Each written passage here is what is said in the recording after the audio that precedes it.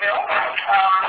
I'm going to build on what Daisy and Terry have already talked about, hopefully, and also make some references between my presentation and the excellent guide that we've been talking about. I'm going to start by just reiterating some key evaluation terms that are defined in the guide, and then I'll move to different levels of change that we can look at when we look at outcomes. And I'd also like to have a little bit of time to talk about how to engage people in evaluation in a participatory way. Some challenges to doing evaluation, as DC mentioned. Sometimes it's difficult for people to find the time and the resources to commit to evaluation and so on. And then I'll end with talking a little bit about addressing evaluation challenges. So the key evaluation terms, these are become quite common in the evaluation literature, and of course they apply in the food security context as well. And Jason and Anthony from WellQuest Consulting, I think, has done a great job of pulling together some very concise definitions.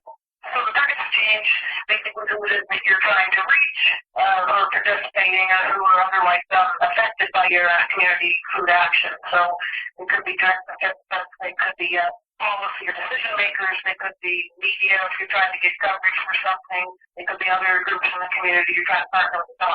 Activity is basically what your program does. So it could be things like kitchens, gardens, food boxes, root jars, policy advocacy campaigns, and again, I have lots of examples of activities as well as little case stories of projects that they have very well. Outputs are basically what you can count, as you can see there in the example. Next slide, Bill, please. Outcomes are often what we can always focus on in evaluation because they're what tells us whether we're making a difference with the people that we're working with. So as the guide says, what are the meaningful and beneficial changes that are influenced by the programs that we're delivering that are experienced by the people that we're trying to effect, so participants, groups, communities, and so on. And they can be short-term, medium-term, and long-term, depending on the time frames that you're looking at. We'll get back to that again in a few minutes. Indicators are what tells us how we're doing with our outcomes. So we have to have some way to define the outcomes specifically enough in terms of the success or progress that we're making. We can actually measure that. So sometimes people will define indicators as something like, what is it that your success or your program actually looks like? How will you know that when you see it? And again, there's lots of examples of indicators in the guide. And the tools are what we actually use to do the measurement. So it could be a survey tool, like the example here for the guide, the DEX. And there could be other tools that are more qualitative as well. It could be interviews or focus groups. And sometimes we get into more creative artistic methods as well, photo voice being an example. Next slide. So one of the tools that we sometimes use to tie these different levels together is a logic model. And I realize quite a few of you, if you've had any involvement at all in evaluation, have probably had two of these in your lifetime. This is one that I did with growing food security in Alberta a few years ago now. And you can see how we have input, so what resources go into the initiative.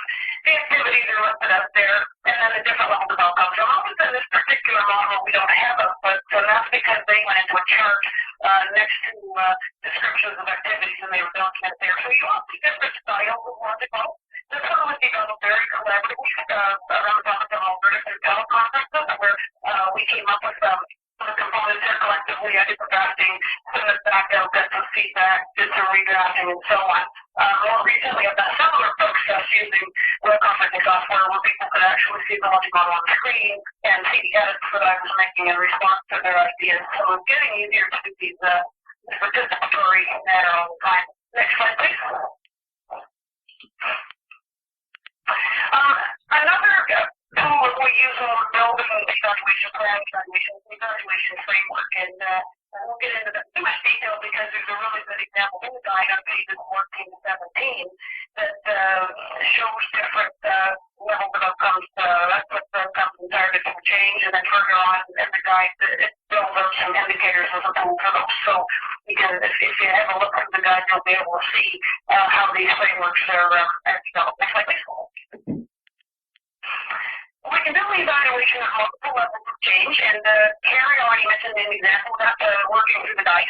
I've decided for this presentation to go a little bit broader at the levels because I know a lot of you probably work in food security as well as in other areas. So by going a bit broader, you can probably apply this to not only your food security work, but maybe some related areas you work in as well. So some of the multiple levels can include individual, organizational, community, particularly capacity for working in health promotion, disease prevention, as well as policy system change. Next slide, please. And I'll just go through these examples quickly. This particular example of outcomes and indicators are more at the individual behavioral level. So what are people doing to get themselves food secure through some of the actions that they're doing? And in this case, the outcome is that people are starting to grow their own food. And those people are becoming food secure. So those are the people we're looking at as targets. Let's say it's a community garden program. Are those people becoming more food secure because they're participating in that? You'll notice after the typical quantitative indicator example with the percentage. I also have a qualitative example. Now, quite often indicators are seen as only being quantitative, but we are starting to see some literature now that talks about qualitative indicators as well. And the food security guide does mention that too, as well as some others. Next slide, please. We can have a change at the organizational level. This example that I put together is the one around cultural competence. So a few years ago when I was working with the Health Kansas Community Food Security Doing a Good Planning to Action project, two of the projects at least were working in communities that were highly aboriginal in their composition. So of course all activities had to be culturally responsive. And it's important that organizations are able to make that shift because they haven't done so before. So these are some examples of some indicators perhaps for that activities are incorporating traditional practices around going harvesting, preparation, and eating. And again, we can have some qualitative indicators on in terms of what that looks like further. And in the national project, we talked a lot about things like fishing, hunting, and gathering, healthy foods, wild foods, and so on. That might be an example of an organizational change that you're trying to affect if you're working with organizations that were not accustomed to working with Aboriginal or indigenous populations around food security. Next slide, please. We can have community level access to food at the community level. So this was taken directly from that national project, and this is an outcome that the Vancouver Downtown East Side Kitchen Table Project came up with for one of their projects around access. You can see an example there of an outcome, an indicator around access to food that was not fresh food that was not previously widely available, with how that was defined in terms of fruit, vegetables, protein, and dairy that was being distributed by community collaborators in their project. Next slide, please. So this is your turn. An example here of community level partnerships. Let's say the outcome is membership in our community food security partnership will become more diverse within the next year. So just ask you quickly in the chat, what might be an indicator for that? So what might an increase in diversity look like? I'll give you about 30 seconds. Just something quickly. Maybe a minute. Anybody?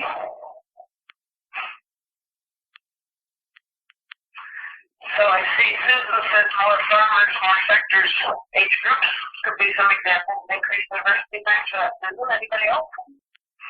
From Gavin, I see ethnic populations represented. Yeah, good. Percent of people from different ethnic backgrounds, number of organizational participants. I see increase in partnership with women and minority-led organizations from Jessica. Gender. Another from Gavin, different income levels of participants. Yeah, okay.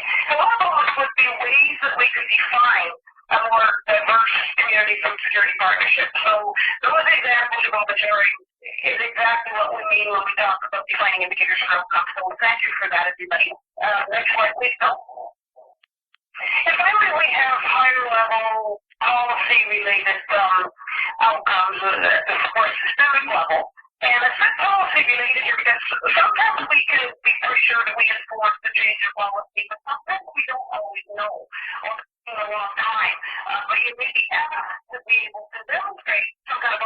to change. So there are some intermediate things that we can look at along the way. One of the outcomes that we've used with growing food security in Alberta, and that I've recommended others as well, is increasing the profile for food security partnership among decision makers as a resource to contact. So basically getting the policymakers to start seeing your group as experts on the issue that they should be including.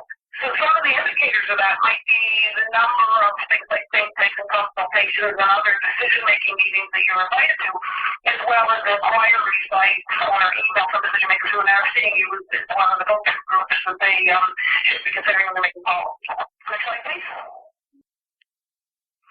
There are all kinds of ways to organize these levels of change. Sometimes I've used the Ottawa Charter for Health Promotion as an organizing framework. And another one that I've used sometimes with food security areas, with food security continuum hungry leads community capacity and policy system change that you're probably all familiar with if you work in food security pretty extensively. Next slide, please. This is just another way to look at the dimensions of participation in the evaluation process of participatory ideas. And I'll just leave it at that. You have the diagram as another resource. Where it does talk about level of participation and other aspects of participatory evaluation quite extensively in the guide. Next slide, please. So there are different ways to engage people in evaluations, and I've used all of these in one way or another in the 20 years I've been doing this. Quite often, I'll really encourage an evaluation advisory group at the bare minimum to make sure that the organizations that I work with are engaged. And it also helps after I leave as an external person, if there's a group of people who are now committed to overseeing an evaluation, they can continue to do that after I'm gone. So it's a way to help ensure building an evaluation culture and building it for sustainability and ongoing evaluation that DP was talking about. So the overall planning, the development of some kind of a visual representation, like a logic model, those two first points sometimes happen in a different order depending on the subject. Somebody already has a pretty good idea around outcomes and activities and so on. Sometimes we'll start with a logic model with visual representation. Other times we go right back to, what questions do you want this evaluation to answer? And through that process, they start to come up with their outcomes and activities, etc. So I have to be sensitive sometimes to with the group that in terms of what happens first. Specify indicators have often done collaboratively by either asking others to share what they see success or progress looking like, and then I can help them with those indicators. Like other times I might draft some indicators from discussion with them and they review them and contribute ideas. Developing or contributing ideas that are methods and tools. Again, in the guide, there are lots of tools available.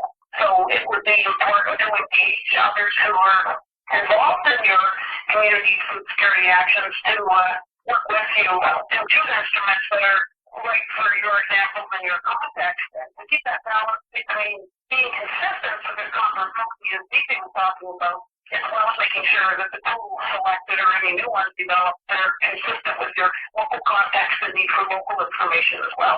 Next slide, please.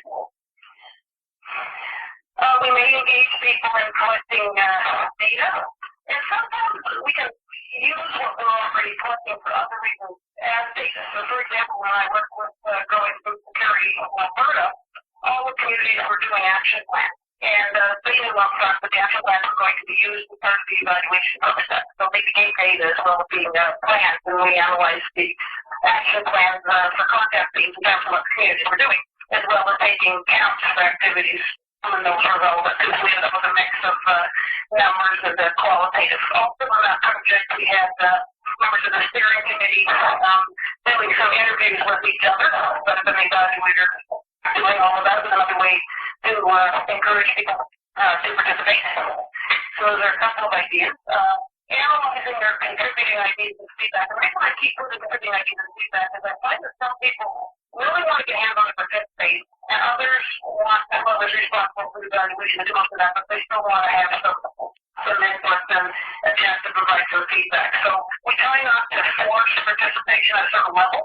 We like to allow different opportunities for people to participate at different levels as they choose. So an example that I've done here has been with several projects that will have a reflective discussion It's in a bit of a modified focus group format, so it's a little bit much more on a focus group. And then we'll develop some of the themes from that discussion right in the room and put them up on sticky notes on the wall, and the people in the room will help the group, their point of the theme.